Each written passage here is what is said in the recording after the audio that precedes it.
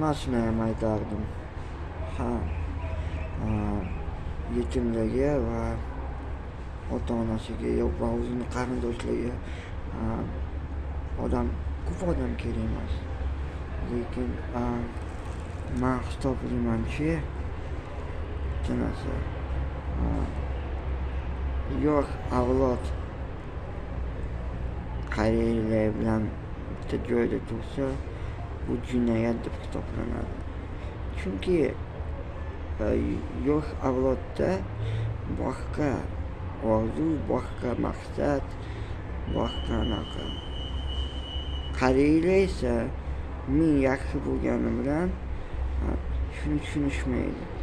O'shaning uchun ularni birga bitta joyda oldin Saxovat degan nomlangan joyga birga qo'yib qo'ysa, bu jinoyat deb hisoblanadi. Chunki o'zi aslida mumkin emas. Yoshlarning o'zini orzusi bor,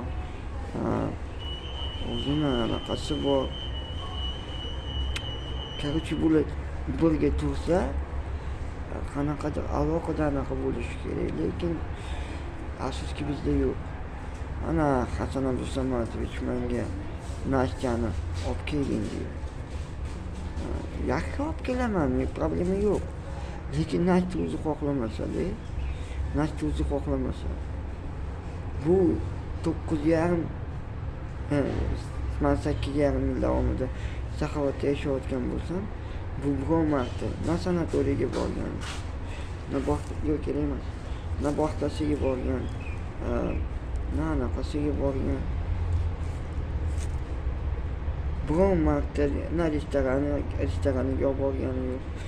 Tushunaman, Nastya ham anaqa, qiyinroq anaqa, bu bilan anaqa.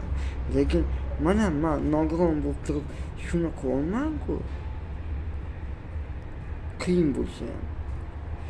Balki Saxovat uy o'zini sistemasini o'zgartiradi.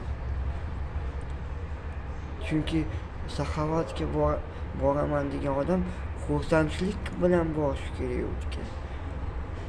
Oilam, mana ikkinchi oilam deb tudasida, tushunyapsizmi?